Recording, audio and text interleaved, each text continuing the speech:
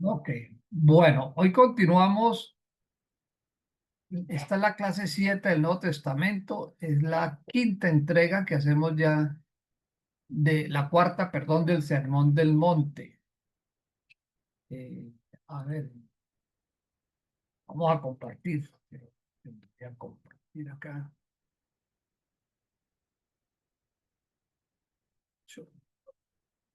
Ok,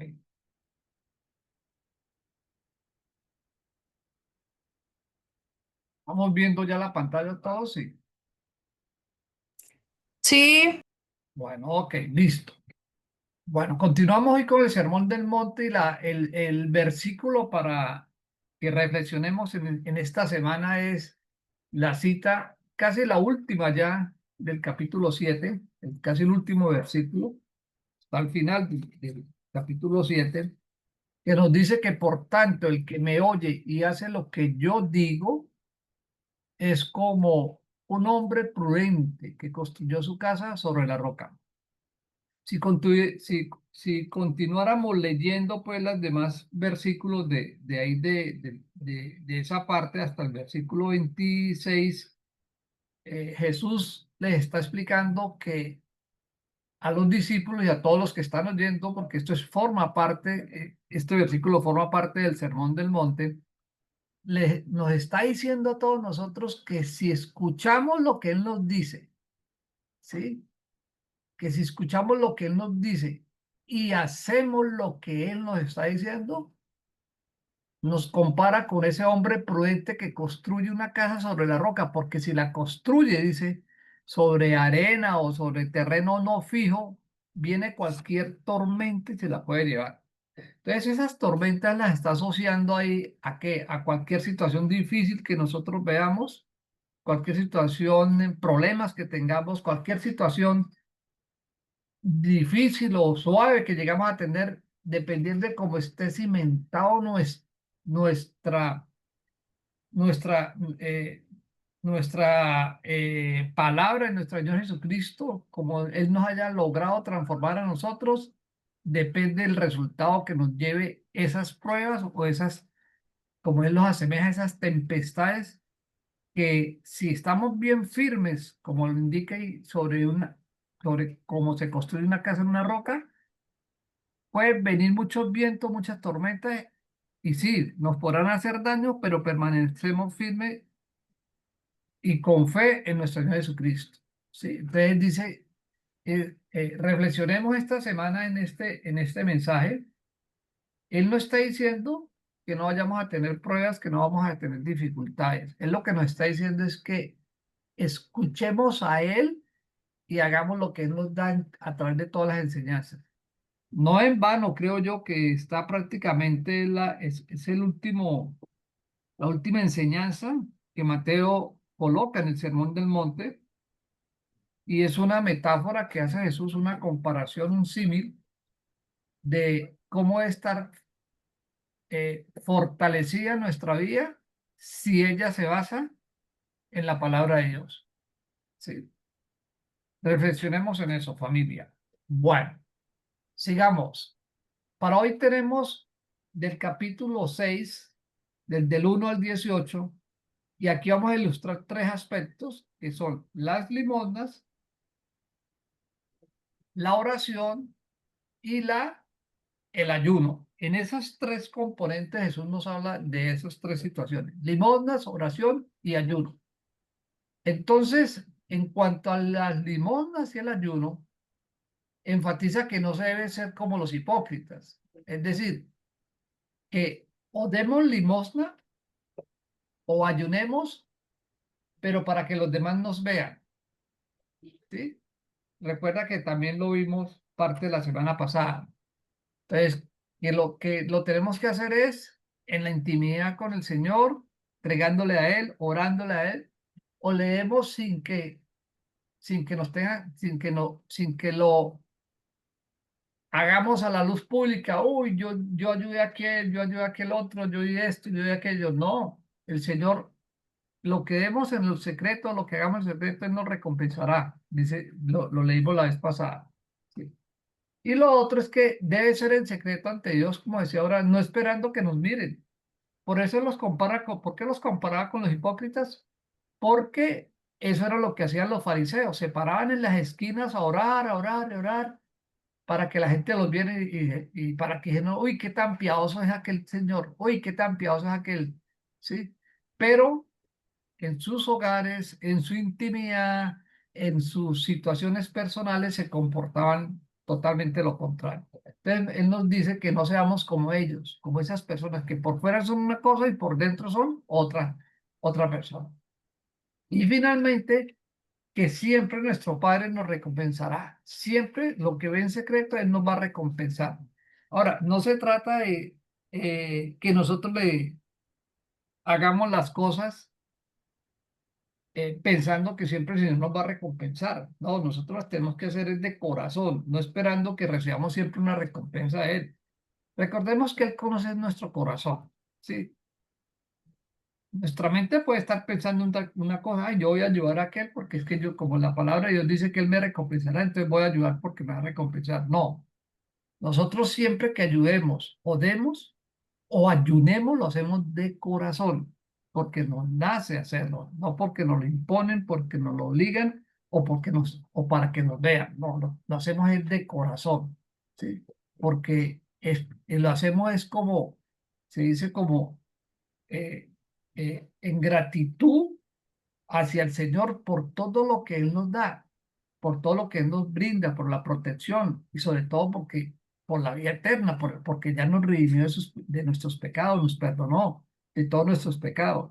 O sea, netamente por gratitud hacia Él es que lo hacemos. Todo lo que venga, bienvenido sea, pero no podemos esperar. O sea, a Dios no lo vamos a engañar nosotros haciéndole jugadas de que voy a hacer esto y sí. Y hago énfasis en eso porque pues hubo una y todavía existe, ¿no? Las viejas doctrinas de de la iglesias que son de la prosperidad, que ofrenda aquí, de acá y que Dios entonces no va a tener ningún tipo de problema. No, no, eso no es así. Eso no es así. ¿Ok? Bueno, y por eso Jesús lo enseña claramente en el Sermón del Monte. Bueno. Pasemos a la oración. Y para la oración, pues vamos a pasar a la oración modelo, que es el Padre Nuestro, que lo encontramos entonces en el capítulo 6 del versículo 5 al 15. ¿Sí? Del versículo 5 al 15. En el contexto general, ahorita lo vamos a ver más a detalle, pero en el contexto general, dame un segundo que, sí, dame un momento acá. Parece que va a caer una tormenta. Bueno, en el contexto general, podemos decir que más que una oración, el Padre Nuestro, más que una oración que se repite mecánica e irreflexivamente, es decir, mecánicamente y sin reflexionar en ella, el Padre Nuestro es una oración que Jesús nos deja como modelo. Cuando los discípulos le dicen, Señor, enséñanos a orar, ¿sí? Y entonces Jesús les dice, voy a leer esa primera parte. Dice, cuando ustedes oren, Jesús les dice, cuando ustedes oren no sean como los hipócritas, a quienes les gusta orar de pie, ¿sí? Pero tú cuando ores, entra en tu cuarto, cierra la puerta y ora a tu Padre en secreto y tu Padre que ve en lo que haces en secreto te dará tu premio. Y al orar no repitan ustedes palabras inútiles como hacen los paganos que se imaginan que cuanto más hablen, más caso les hará. No sean como ellos porque su Padre ya sabe lo que ustedes necesitan antes que se lo pidamos. Entonces él nos dice, oren así. Y es una oración modelo, no es que tiene que ser así, pero es una oración modelo que entraña la teología de la oración, es decir, que entraña o enseña lo importante que es lo vital orarle al Señor, ¿sí? Y que muestra, a través de esta oración se muestra la grandeza de lo que es Dios y lo que es su reino como tal. Entonces, también podemos decir que marca un equilibrio entre lo que es lo trascendente, que es lo trascendente, el reino de Dios, eso es lo importante, el reino de Dios. Muestra también el equilibrio con la protección del Padre, a través de que del sustento, del cuidado, de la protección, de todo lo que nos da y aquí lo asemejamos lo llamamos el pan diario, todo lo que viene, no solamente el alimento, sino también el cuidado hacia nosotros. Pero tampoco desconoce la realidad que el tentador, el enemigo hace sobre nosotros, ¿sí? Pero también nos lleva a conocer la voluntad perfecta que está en el cielo y la mayordomía de él en la tierra. Entonces, la gracia del perdón divino que nos da a través de esta bella oración y la realidad que vive el ser humano como tal, la santidad de Dios y la pecaminosidad y lo pecado que nosotros, lo pecaminoso que nosotros somos, eso forma parte de toda la oración, ¿sí? Por eso es una oración modelo, ¿sí? Que de ahí podemos desprender muchas de nuestras peticiones, tanto de gratitud como de necesidades o de perdón, ¿sí? También respecto a Dios, o sea, respecto a nuestro Padre Celestial, lo enfatiza en tres aspectos fundamentales. El primero, que está en los cielos, ¿cierto? Y así empieza, Padre nuestro que estás en el cielo. Lo segundo, que su reino sea consumado, es decir, que su reino se haga vida en nosotros, ¿cierto? Que realmente nosotros, a través de nuestros actos, de nuestro cambio de carácter, etcétera, etcétera, digamos, Cristo reina en nosotros, Dios está en nosotros, ¿sí? Y tercero, que su voluntad se ejecute acá en la tierra, ¿sí? Que su voluntad se ejecute en la tierra. Por eso siempre en nuestras oraciones eh, y parte del modelo del Padre Nuestro, nosotros siempre debemos orar, Señor, ayúdanos con el trabajo que estamos necesitando de acuerdo a su santa voluntad, ¿sí? ¿Por qué? Porque puede hacer que Él no nos quiera dar lo que nosotros estamos pensando o que creemos que necesitamos. Él nos da lo que Él sabe que nosotros necesitamos, ni más ni menos.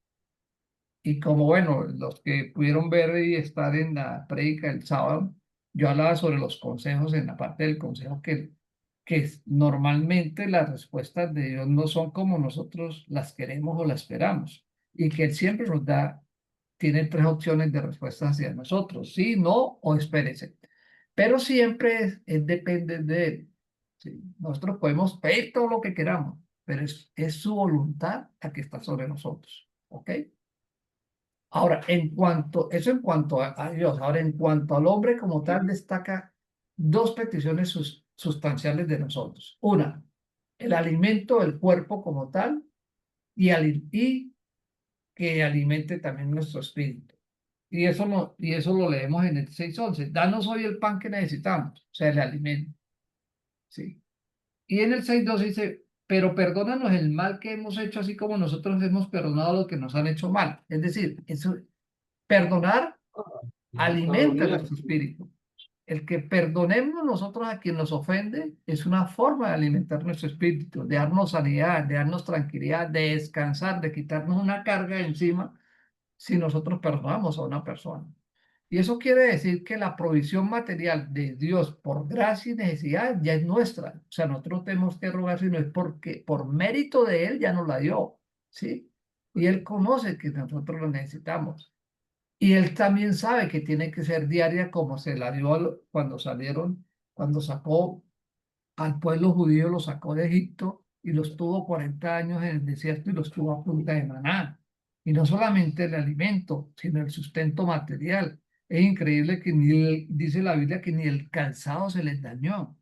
O sea, eso no es, muchos dirán, no, pues eso no es cierto. ¿Quién comprueba eso? No, más allá de comprobarlo o no comprobarlo, de acuerdo que la Biblia es un libro de fe, un libro espiritual, es una enseñanza de que nosotros no debemos preocupar por eso que ya por gracia no lo está dando, ¿sí? Y que no nos va a faltar. Que tengamos dificultades en muchas partes, meses, de pronto, años de nuestra vida, sí, pero confiar en que Él nos dará la salida siempre a nuestras situaciones, tanto la material como la espiritual. Y lo otro, que el perdón fluya generosamente en nosotros, pero partiendo desde el mismo corazón de Dios a través de nosotros hasta que lleguemos a nuestro prójimo. Y recordemos que el ministerio de nuestro Señor Jesucristo y todo lo que hemos visto hasta ahora del libro de Mateo, hemos hecho énfasis en, en dos cosas fundamentales. La gracia de nuestro Señor Jesucristo, que nos alcanza a todos, pero la humildad que vemos en Él y que nos invita a que nosotros se la llevemos al prójimo, ¿sí? Por eso Él quiere que nosotros seamos transformados y que lleguemos a ser como Él, ¿sí? Como Cristo, ¿sí? Porque Cristo vino a los necesitados y se humilló, como dice la palabra, se humilló hasta lo sumo, ¿sí? Hasta lo máximo, ¿sí? Se humilló, ¿para qué? Por nosotros, ¿sí? Por nosotros, por nuestros pecados, por todos los que estamos acá, ¿sí? Por nosotros se humilló. Entonces, que eso fluya en nosotros, que fluya en las amistades, que fluya en el trabajo, que fluya en la iglesia, que fluya en la familia, que fluya en nuestros vecinos, que digan, uy, esa persona tan agradable hablar con él, tan agradable en esto, ¿sí? Pero que no sea lo contrario, que nosotros proclamemos que tenemos a Cristo en nuestra vida, pero en nuestros comportamientos somos diferentes, ¿de acuerdo? Bueno, y finalmente Jesús, ¿alguien habló? Jesús no era ingenuo, por supuesto que no, además era Dios, o es Dios. Él no era ingenuo y destacó dos peticiones con referencia al reino de la maldad, ¿sí? Recuerde que el reino, el que manda en el mundo es la maldad, ¿sí? Sí, por eso vemos tanta maldad. Entonces dice, pero él dice en el versículo 13, no nos expongamos a la tentación, es decir, no dejemos que, recuerden que ya expliqué el tema de la tentación y la prueba, creo que fue en los primeros días, en los primeros estudios, que Dios no permita que seamos tentados más allá de lo que podamos resistir. Y eso está en Primera de Corintios, Pablo lo dice en Primera de Corintios, la carta de Primera de Corintios 10:13 dice, no vendrá una prueba que nosotros no podamos resistir, ¿sí? Más o menos eso dice Primera de Corintios 10:13. Y que Dios nos libre de las artimañas crueles del mal y del maligno. O sea, él, él sabe que estamos en el mundo y que seremos tentados, ¿cierto? Pero él también nos va a librar de esa maldad y nos va a proteger. Eso sí, si oramos de acuerdo a su voluntad, ¿cierto? Pero si nosotros caemos en pecado constantemente, nos arrepentimos y caemos, pues llega el momento que el Señor dice, no más. Entonces, es claro que en nuestras oraciones, como es un modelo de oración, nosotros estas peticiones, estos agradecimientos, esta confianza puesta en Él, pues lo hagamos siempre en todas las oraciones que hagamos de cualquier tipo, pero siempre pensando en eso, que le está llegando al Padre Celestial. Ya un poquito más a detalle, entonces podríamos decir lo siguiente.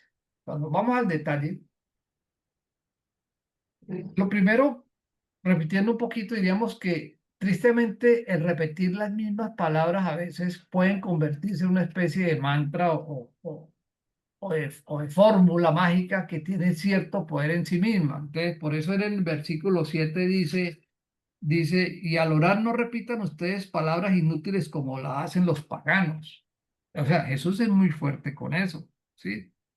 Entonces, nosotros no podemos convertir la oración, ningún tipo de oración, ni del Padre Nuestro, ni las que nosotros hagamos como algo ya que como una fórmula mágica, como una especie, uy, esto si yo, cuando yo hago esa oración así es que Dios me bendice y cuando lo hago así no me bendice. No, no, no, no, no.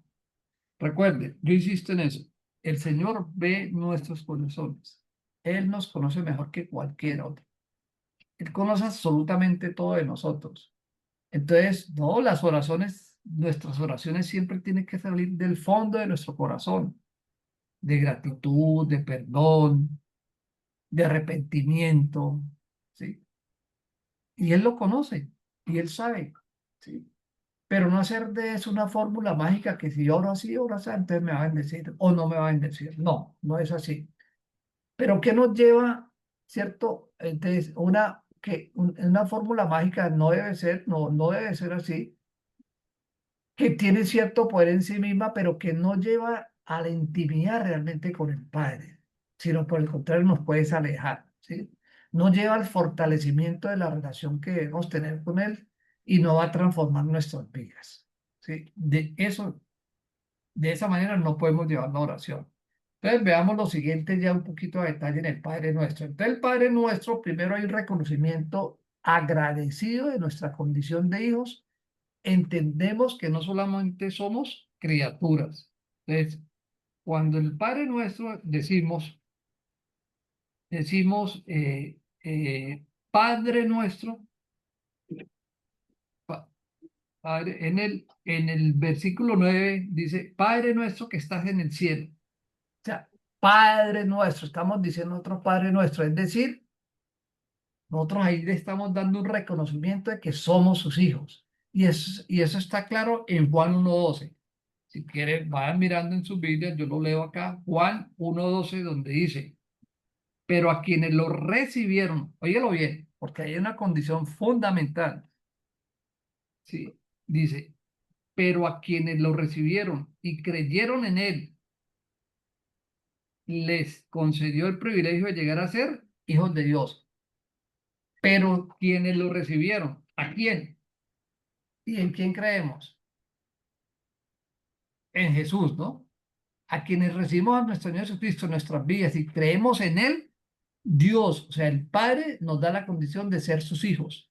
Es decir, cuando nosotros nacemos, todos somos criaturas de Dios. Por eso dice acá, no entendiendo que no solo somos criaturas, sino pasamos ya, cuando hacemos esa oración de fe y le entregamos la vida a nuestro Señor Jesucristo y entregamos todo nuestro pasado, todos los pecados a Él, nos transformamos inmediatamente en sus hijos, en hijos de Dios. O sea, no todos son hijos de Dios.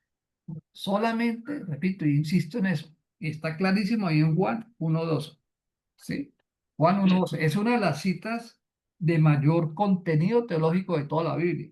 Juan 1:12 y Juan 3:16, esas dos citas. Cuando veamos el estudio del Evangelio de Juan, lo vamos a entender mucho más porque es un evangelio teológico totalmente. Segundo, que estás en los cielos. Entonces estamos dando un reconocimiento de que Él es soberano. O sea, Él es máximo, es el único Dios soberano que ha hecho todo, como dicen los salmos. Tú hiciste los cielos y la tierra, todo lo creado, los árboles, los pájaros, todo absolutamente ha sido creado por ti. Entonces el cielo es su trono, Él reina sobre todo. Sí. Pero entonces la pregunta tal vez que se dejen estar haciendo, pero entonces yo por qué digo que el rey, que quien gobierna en este mundo de la maldad, pues claro, porque es el pecado que gobierna el mundo, que nosotros ya no somos del mundo, como dice Pablo, nosotros estamos en el mundo, pero no somos del mundo, dice Pablo en una de sus cartas, ¿sí? Nosotros somos del mundo, pero no estamos en el mundo, es decir, vivimos en este mundo terrenal, claro, pero no vive en nosotros ya el pecado porque ya le hemos entregado la vida a Cristo, ¿ok? Tercero, santificado sea tu nombre. O sea, damos un reconocimiento de lo que es su santidad a través de nuestra reverencia. Es decir, ahí cuando nosotros decimos santificado sea tu nombre, estamos haciendo un acto de humildad, de humillación hacia el Señor, cuando estamos dándole la reverencia a Él como nuestro Padre Celestial, en obediencia y en anhelo de ser como el Señor Jesucristo. Claro, eso sí es lo que queremos, ¿sí? Eso es lo que queremos, ser como el Señor Jesucristo. Entonces, cuando le decimos, venga tu reino, hágase tu voluntad en la tierra, ¿cierto? Así como en el cielo. Entonces estamos dando un reconocimiento a Él y cuando estamos dándole que santificamos su santo nombre.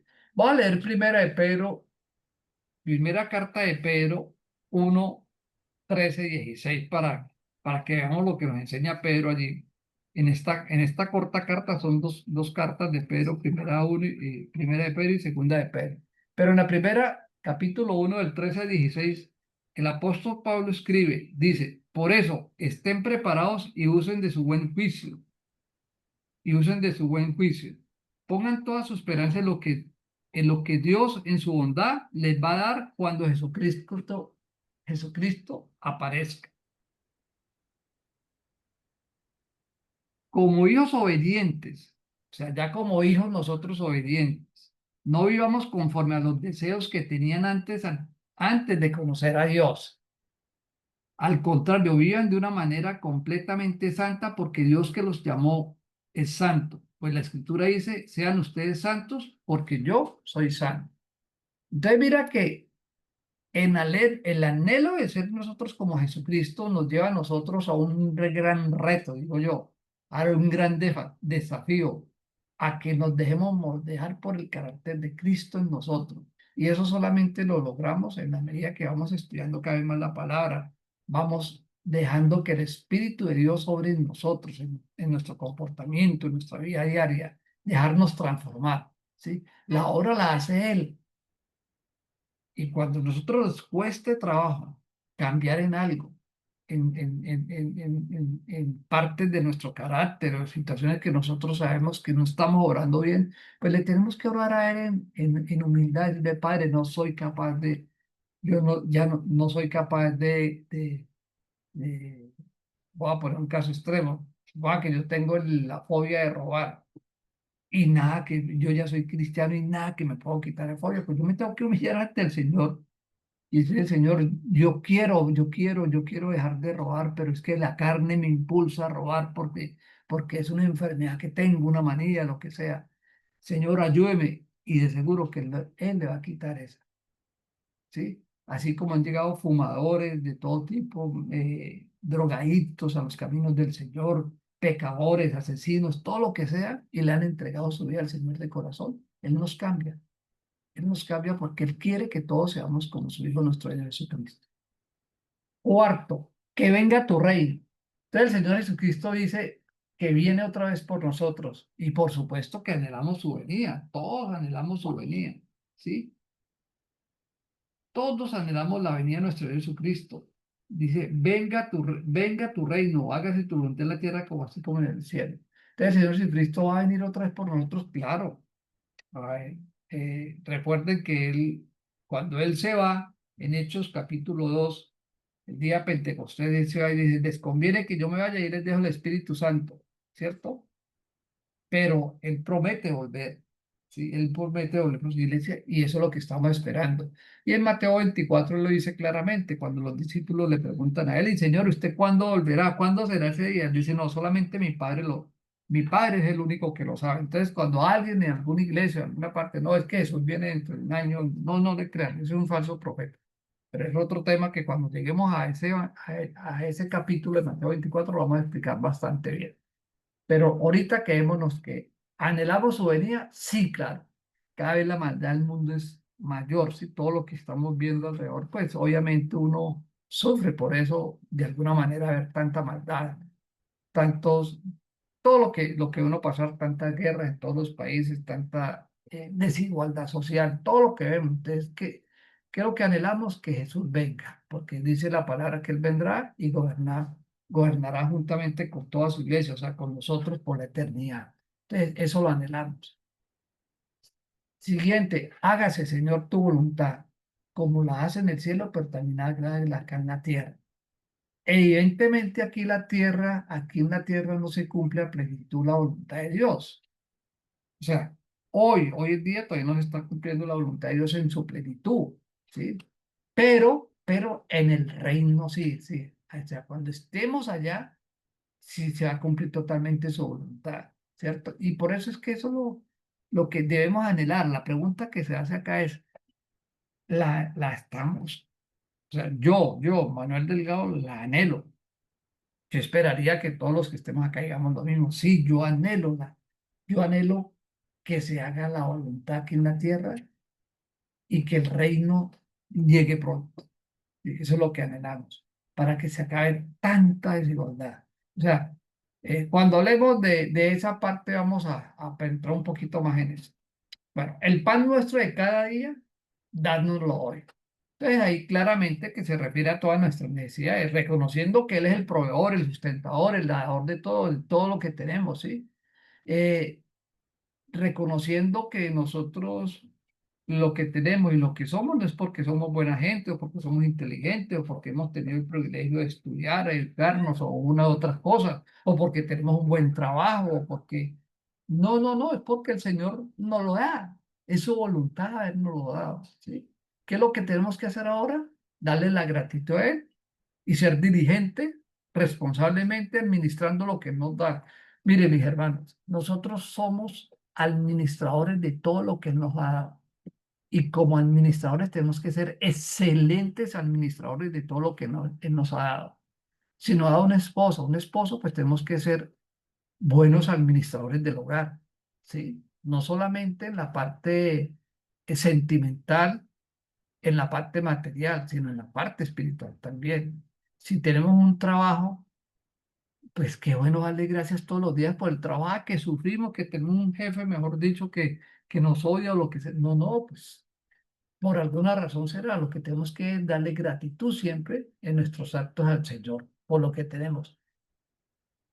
Cuando uno muchas veces mira a los lados, uno se da cuenta que hay personas que no tienen ni la décima parte de lo que tuviéramos, de lo que tenemos nosotros.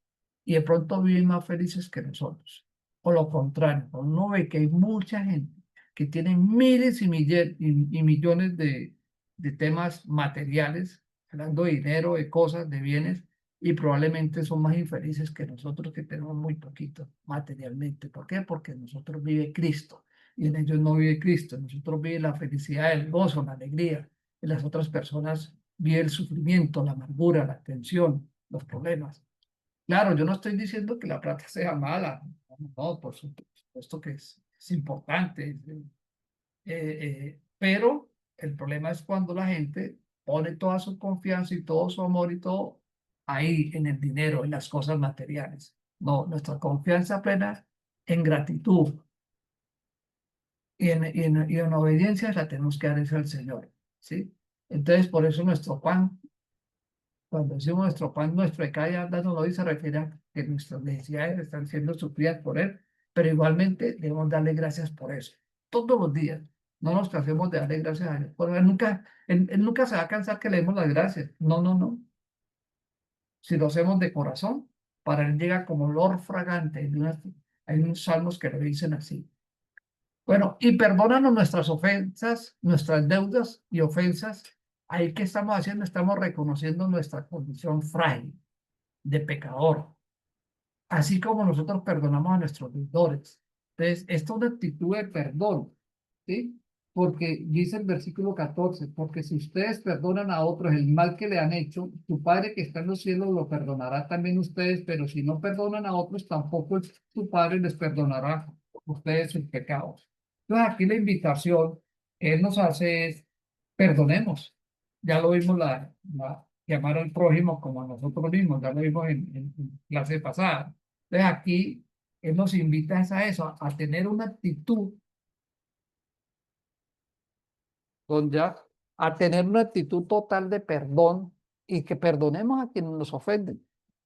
¿Qué es fácil hacerlo? No. El que diga aquí que es fácil es, la verdad está mintiendo. O sea, perdonar a aquel que nos ha hecho un mal, como bien nos daba el testimonio muy hermoso la semana pasada, Ricardo, sobre el secuestro del hermano y que ellos de corazón perdonaron y que él siente que perdonó de corazón. Eso no es fácil. Solamente la gracia de Dios en nosotros nos lleva a poder brindar, extender ese perdón a las personas. Solamente, no hay otra.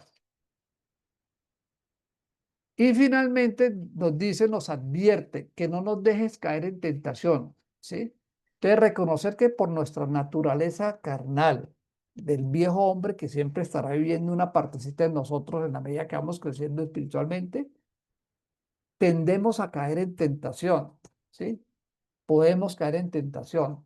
Pero Santiago en su capítulo 1, en la cita de Santiago, que tal vez la hemos estudiado en algunas ocasiones, en el capítulo 1, 14, 15, él dice algo muy hermoso. Dice, al contrario, uno no es tentado por sus propios malos deseos que lo atraen y lo seducen. De estos malos deseos nace el pecado y el pecado cuando llega a su completo desarrollo nace la muerte. ¿Sí? Acá, cuando yo me voy un poquito más atrás, voy a leer un poquito más atrás para poder entender bien estos dos versículos. Dice, dichoso el hombre, voy a leer desde el 12, Santiago 1:12, dice, dichoso el hombre que soporta la prueba con fortaleza, porque al salir aprobado recibirá como premio la vida que es la corona. Recuerden que yo expliqué la diferencia entre prueba y tentación. Creo que fue en la primera clase del Nuevo Testamento o en la segunda que lo vimos. La diferencia es que las pruebas vienen del Señor y la tentación viene del enemigo. Entonces aquí lo que nos está diciendo Santiago dice, dichoso cuando nos soportamos la prueba. ¿Cómo así que yo me ponga gozoso, dichoso porque estoy pasando una prueba? Uy, Dios me puso una prueba de quedarme sin trabajo, entonces yo me sienta dichoso. Eso no es fácil, ¿cierto? Pero eso es lo que nos está diciendo Santiago. Dice, porque cuando salgamos de esa prueba, recibiremos como premio la vida, que es la corona que Dios ha prometido. ¿A quiénes? A quienes le amamos.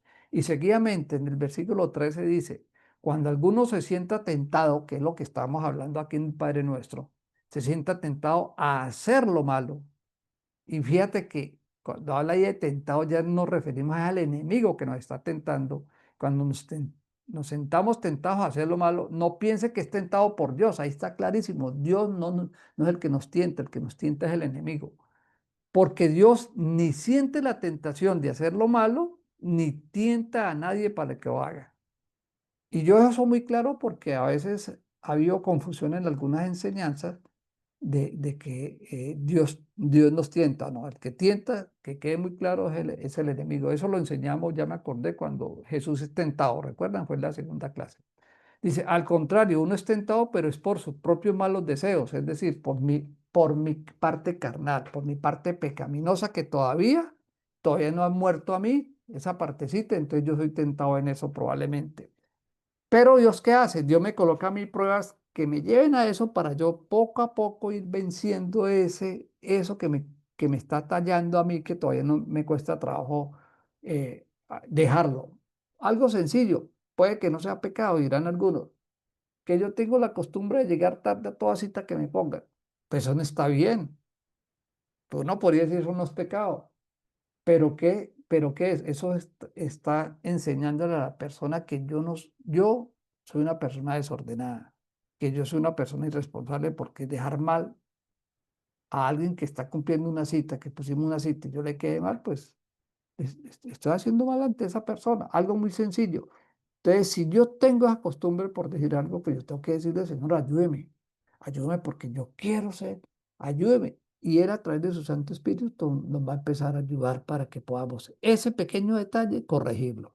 Y fíjate que lo llamo un pequeño detalle, pero que puede llegar a lastimar a las personas. Y cuando yo lastimo al prójimo, ahí ya se convierte en pecado. ¿Sí ve? Bueno. Bueno, familia, terminemos lo del Padre Nuestro diciendo que en lo último dice, porque tuyo es el reino y el poder y la gloria por todos los siglos. Entonces nuestras oraciones deben comenzar y terminar con el reconocimiento de su soberanía absoluta. Entonces comenzamos la oración diciendo, Padre Nuestro que estás en los cielos, y la terminamos diciendo, porque tuyo es el poder, ¿sí? Porque tuyo es el poder, tuyo es el reino, el poder y la gloria por todos los siglos. Entonces, este modelo de oración que nos deja en el Padre Nuestro, eso no significa que no podamos orar con el Padre Nuestro, que podemos hacerlo, claro que sí, pero que no lo volvamos como algo repetitivo, que ya ni interiorizamos lo que Él nos está enseñando, ¿cierto? Entonces, es una oración tan profunda que nos invita, nos lleva más allá a un acto de compromiso mutuo de nosotros hacia el Señor, ¿sí? Pero también nos enseña que la oración tiene poder y que a través de esa es la única comunicación que nosotros tenemos hacia el Padre. ¿Ok? Bueno, preguntas ahí antes de pasar al siguiente slide.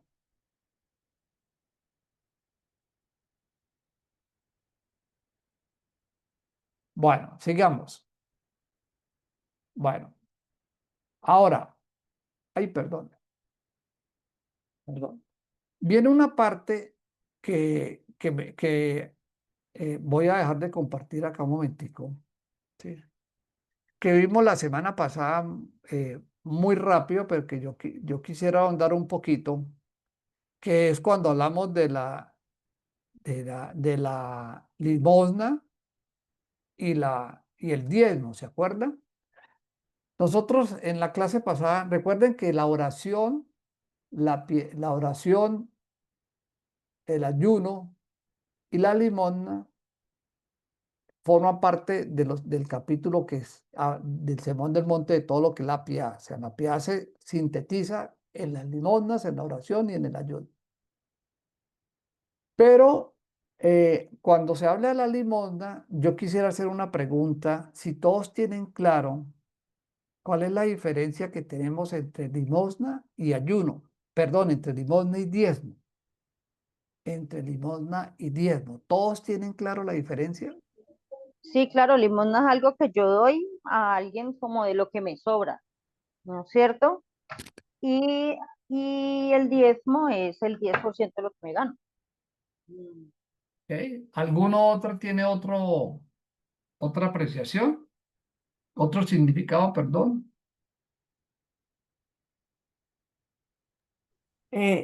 Pues hay personas que no decimos limosna, sino ofrenda, ¿no?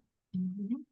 Que estuvo ofrenda a la iglesia donde tú asistas, sea la iglesia que sea, da una ofrenda de acuerdo a lo que tú sientas en tu corazón de dar. Y el diezmo, como dijo la señora anterior, es el 10% de tus ingresos o ¿Ok? lo que te da el Señor. Ese es el Sí, diezmo y eso es, ok. la Biblia pues dice, habla en varios capítulos del diezmo, ¿no? Trae Sí, el diezmo al alfolín, creo que dice. sí, Eh, lo necesitas. es algo que uno se acostumbra a hacer constante, ¿no? Esto es de lo que tus ingresos, tú das el 10% siempre el 10%. Y Ok, la ofrenda, pues lo que te salga a dar, ¿no? Eso es para mí, ¿no? Esa es la... sí, también sí. Eh, Manuel, Señora, para mí la ofrenda no solamente tiene que ver con dinero, que uno puede ofrendar en la vida de las otras personas. Puede ser un mercado, puede ser con un acto de servicio y amor. Entonces, eso ofrendar va como un poco más allá. Para mí no netamente está relacionado con el dinero, aunque a veces uno puede darle una ayuda a alguien. Y cuando ofrendo en la iglesia, yo sé que no es de lo que me sobra, sino lo que en ese momento puedo dar. Y el 10%, pues eso sí, yo creo que todos lo tenemos claro. perfecto. Entonces, todo lo que comentaron, tanto Karina como Marta, como eh, Marisela, es totalmente válido. Quiero profundizar un poquitico más simplemente para mayor claridad, pero todo lo que dijeron es totalmente válido. Entonces, digamos que la definición, desde el punto de vista de definición, el diezmo, sí, de acuerdo, significa 10% de los bienes o ingresos. Fíjate que es de los bienes o ingresos, ¿cierto? Y surge en su origen bíblico, que es lo que quiero explicar un poquito más, surge desde el Antiguo Testamento, inclusive antes de la misma ley de Moisés, ¿sí? O sea, en Génesis 14, 20, Abraham da, ¿se acuerdan? Abraham da el diezmo a Melquisedec lo que él tenía, ¿sí? Él da el 10% de todo su, llamémoslo en ese momento, su patrimonio. Dicen Abraham, Génesis 14, 20, lo voy a leer acá, ustedes lo pueden buscar ahí también. Dice, y alabado sea Dios Altísimo que te hizo 14, 20. Cuando Abraham regresó, también Melquisedec era sacerdote. También Melquisedec, que era rey de Salem y sacerdote del Dios Altísimo, sacó pan y vino y bendijo a Abraham con estas palabras: que te bendiga Dios el Altísimo, creador del cielo y la tierra, y alabado tal. Entonces Abraham le dio a Melquisedec la 10ª parte de lo que había recobrado. ¿Sí? Entonces, y eso todavía no estaba en la ley. ¿Cierto? Entonces ya en la ley de Moisés fue establecido prácticamente como una obligación para sostener a quién, a la tribu de los levitas o los sacerdotes. Recuerden que la tribu de los sacerdotes, que era la tribu la tribu de, de Leví, por de ahí viene la palabra levítico, la tribu de Leví que conformaba a todos los sacerdotes, los que llevaban la palabra de Dios a todo el pueblo. Ellos no tuvieron territorio, físicamente no hubo tierra, pero fueron denominados sacerdotes porque ya enseñaban. Entonces, a ellos, para sostenerlos a ellos, se les daba se reunían los diezmos. Eso lo encontramos en Levítico 27:30, en Números, en Deuteronomio, bueno, o sea, en el Antiguo Testamento. Y la finalidad, pues, era reconocer que dos cosas, básicamente. Uno, reconocer que todo pertenece a Dios. Y eso nos cuesta mucho trabajo nosotros reconocerlo, que todo lo que tenemos y nos cuesta trabajo. Uno debería trabajar con el 90% de lo que tiene, y no estoy hablando solamente de la parte, como bien lo explicaba Marisela, monetaria, sino también de su tiempo. Si yo puedo disponer siquiera media hora del día en ir a hacer una acción de gracias a las personas, pues eso es parte de lo que yo estoy dando, ¿sí? Entonces, reconocer que todo pertenece a Dios y que es necesario sostener la obra espiritual y ayudar también a los necesitados. Eso es muy importante y en eso los judíos fueron ejemplarizantes a nivel mundial.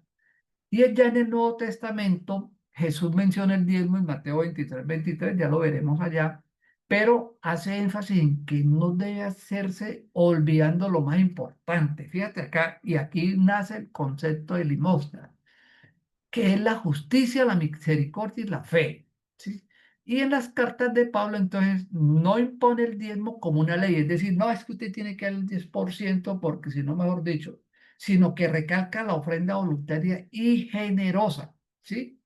El que dé con alegría, que dé generosamente y lo dé de corazón, como bien lo decía Maricela también, ¿cierto? Cuando nosotros damos, lo debemos dar de corazón y no porque, uy, es que es cierto, y no encuentro calculadora hasta para calcular el 10%. No, no, no, no. Mire, Dios nunca nos va a pedir a nosotros de lo que no tenemos, ¿cierto? Cuando nosotros de pronto tenemos dificultades, Señor, ayúdeme, no tengo cómo ofrendar, pero voy a mirar de qué manera puedo ofrendar. Y hay muchas formas de ofrendar materialmente, hay muchas maneras con obras sociales, con ayudas, con un simple consejo uno puede estar ayudando en la obra del Señor, ¿sí?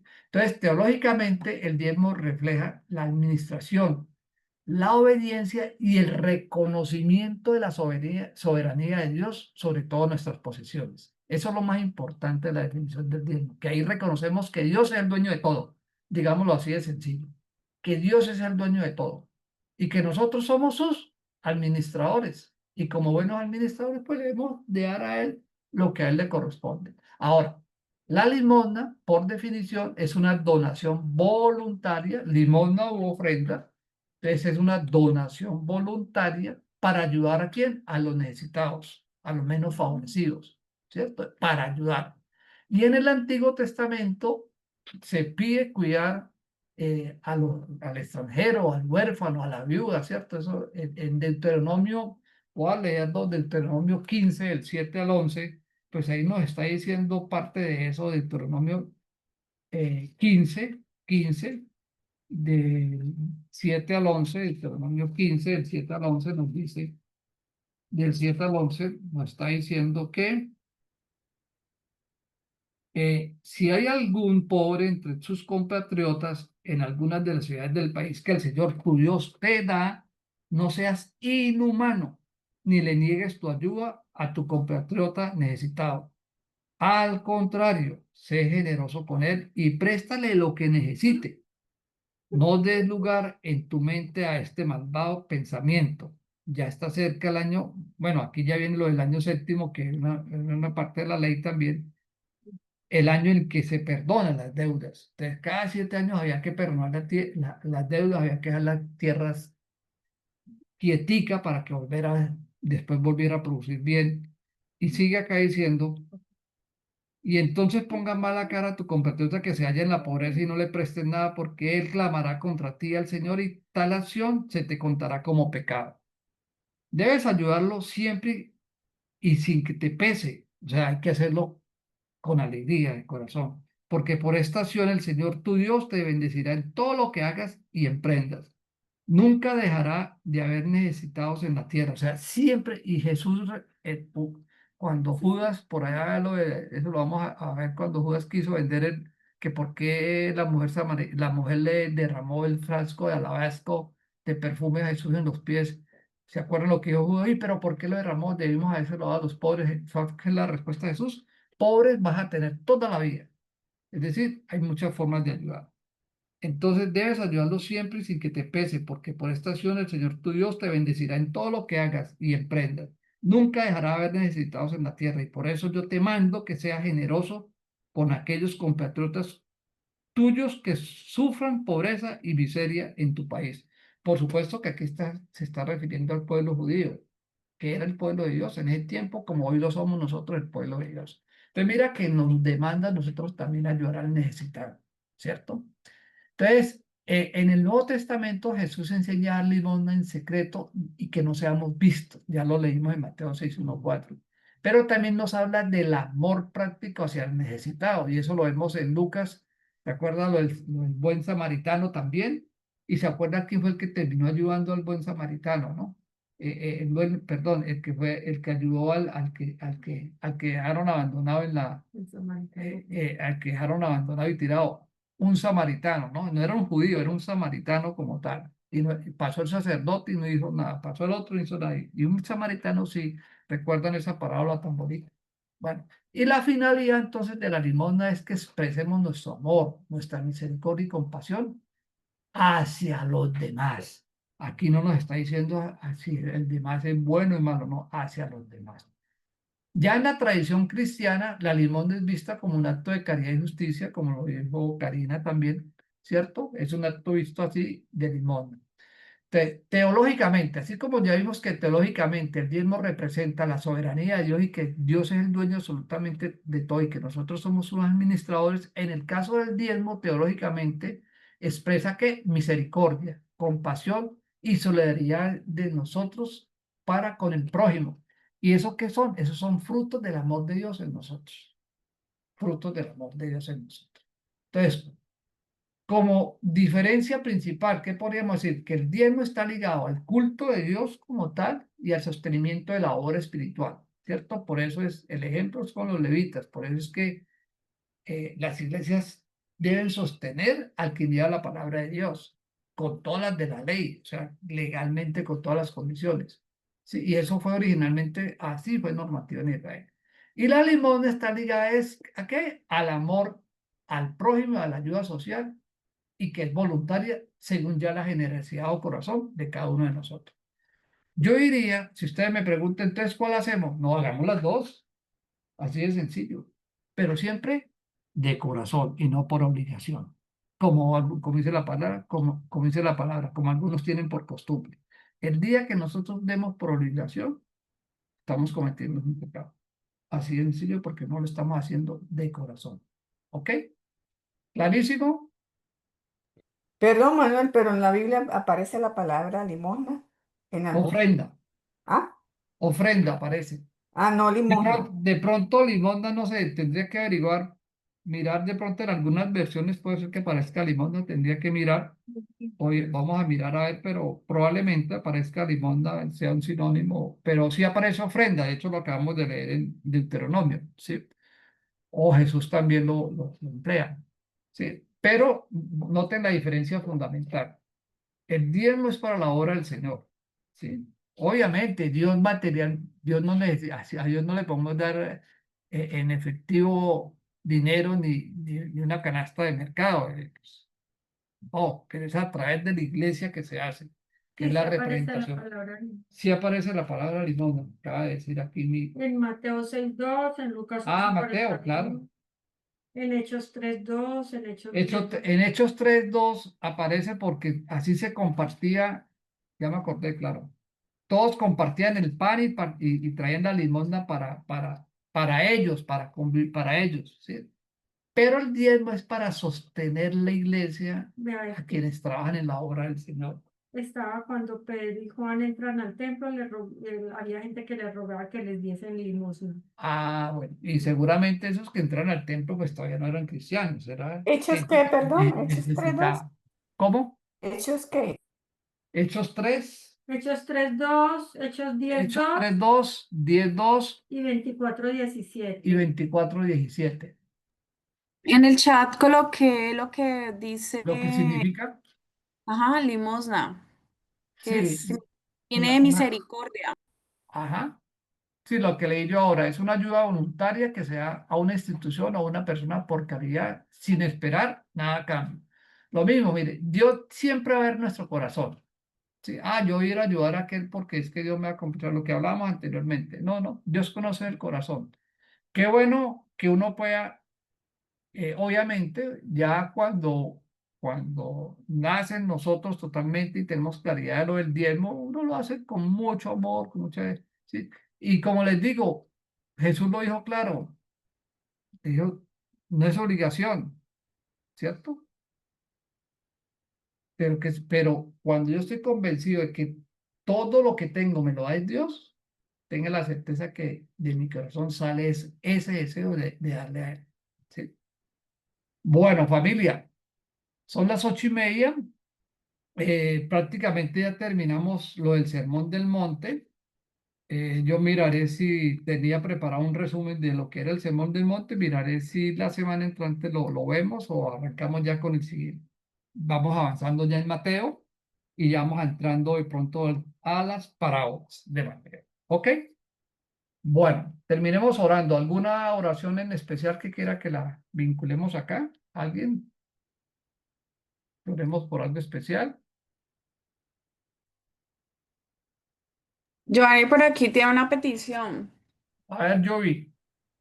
Hola Manuel, ¿podríamos orar porfa por la salud de Marta Vázquez? Ella tuvo una cirugía de hombro y de mano hace un par de semanas y la recuperación ha sido muy, muy dolorosa. Entonces quisiera porfa que oráramos por su salud y Compañero de porque trabajo. es mi madrina, mi Ajá. madrina. Yo conocí una marca, Marta Vázquez. Entonces, bueno, cirugía, listo. Listo. ¿Alguien más? Gracias. Gracias. Bueno, bueno, vamos a orar entonces esta noche. Padre, te damos gracias, Señor, por este tiempo. Gracias por el mensaje hoy de reconocer el modelo de oración que tú nos has dejado, que los de para reconocer tu soberanía, Señor, tu reinado en la tierra, reconocer que vendrá también por nosotros, que anhelamos ese deseo, Señor, de estar contigo en la eternidad, Padre, de que también reconocer que por gracia tenemos todo lo que somos y lo que tenemos, Señor. Gracias, mi amado Padre. Señor, hoy te oramos especialmente una vez más por nuestro país, por las autoridades, Padre, que tú has puesto para gobernar no solamente nuestro país, sino todos los países del mundo, Señor. Cada vez vemos cosas que duelen nuestro corazón, nos da dolor en nuestro corazón, porque las autoridades no están haciendo lo que deben hacer, Señor. Hacer justicia como lo dice en tu palabra, Señor. Pero bueno, tú es el Dios que juzgará, no somos nosotros quienes juzgamos, Padre, pero te pedimos, Señor, que tenga misericordia, Padre. Tenga misericordia porque sabemos que no obran correctamente, Señor. Lo único que te pedimos es que cada vez haya más personas que les puedan compartir, les puedan alcanzar a ellos, Padre. Igualmente, Padre, oramos hoy por los misioneros del mundo, Señor. Misioneros y pueblos cristianos que están siendo arrasados en este momento en Nigeria, Señor. Nos da dolor en nuestro corazón saber que hermanos en Cristo, Señor, han sido asesinados. Hay más de 10.000 muertos que han ocurrido en el último año allí, en estos países del África, Señor, donde se prohíbe llevar tu evangelio, tu palabra. En otros casos, netamente por rabia, por rencor, Señor, por odio en los corazones de estas personas. Han asesinado a miles y miles de hermanos de nosotros en Cristo, Señor, y eso nos da dolor en nuestro corazón, Padre. Ten misericordia, Padre, ten misericordia, ¿no, Señor? Por las autoridades que tú has puesto, que no hacen lo correcto, ten misericordia, mi amado Señor, por tanta maldad, Señor, en nuestro pueblo, tanta corrupción, Señor, tanta iniquidad, Padre, ten misericordia, amado Señor. Padre, te oramos hoy, Señor, por la madrina de nuestro hermano Giovanni, por Marta Vázquez, Señor, por su proceso de recuperación de la cirugía que le han hecho, Señor. Entendemos que no ha sido fácil, Padre, pero tú eres el Dios de los imposibles, Señor. Padre, te pedimos que de acuerdo a tu santa voluntad, Señor, sea poniendo tu mano de recuperación, de sanidad, allí donde hay dificultades, Padre, obre, Señor, obre. Seguro se está haciendo lo natural, pero necesitamos ya en este momento que tú obres de manera sobrenatural, Señor, facilitando inclusive los procesos clínicos, médicos, que obre la medicina, el tratamiento, Señor, te lo rogamos y te lo pedimos. Oramos también por el proceso de la niña Catalina Proaños, quien tuvo hoy la entrevista. Hay buen optimismo, Señor, te pedimos que le conceda esa petición de su corazón de poder pasar a la especialización de anestesiología allí en la Valle del Lili, Señor. Te rogamos por ese milagro para ella, Señor, para poderle decir que tú existes, que tú eres el Dios de amor y de misericordia, Señor, que no hay nadie por encima de ti, Señor. Te lo pedimos y te lo rogamos, Señor. Te oramos también por nuestras familias, Padre, por cada uno de nuestros familiares, nuestros hermanos, nuestras hermanas, nuestros sobrinos, hijos e hijas, Padre, que necesitan también de tu presencia, de tu cuidado y de tu amor y de tu misericordia también, Señor. Te oramos, Padre, por la familia de mi esposa, por Héctor Fabio, por Irene, por su recuperación de las cirugías y dándote gracias porque han habido milagros allí, Señor. Han habido milagros y ellos han reconocido que eres tú, Padre, que pues, ha abierto puertas clínica y hospitalariamente. Les has sanado, Señor, por encima de diagnósticos médicos. Tú has estado allí, Señor. Gracias, mi amado Padre. Gracias, Señor. Y te oramos también, Señor, por cada necesidad que haya acá en el grupo de estudio de esta noche. Ahí en el fondo del corazón, cada petición que tenga cada uno de mis hermanos. Padre, te pedimos que seas tú orando de acuerdo a tu santa voluntad, Padre. Te lo rogamos y te lo pedimos, Señor. Por las personas que hoy no se pudieron conectar en vivo, que pero posteriormente verán el estudio, te rogamos por ello que se haga vida, Señor, todos estos estudios que hacemos en cada uno de nosotros. Te lo suplicamos a ti, Padre. Y nosotros también te oramos a nivel de familia por el proceso de la venta de la casa de en Chinácota, Señor. Tú sabes las necesidades, las situaciones de cada uno de nosotros. Te pedimos que obre también de manera sobrenatural, Señor. Te lo rogamos a ti, Padre. A ti sea la gloria y el honor, Señor. Nos quedamos esta semana contigo. Gracias, Señor, por este mes que está terminando y por el mes que vendrá, Señor. En el nombre de Jesús te hemos orado, Señor. Amén y amén. Bueno, muy bien, Amén. familia. Sí. Muchas gracias a todos. Que el Señor les Amén, muchas bendiga. gracias.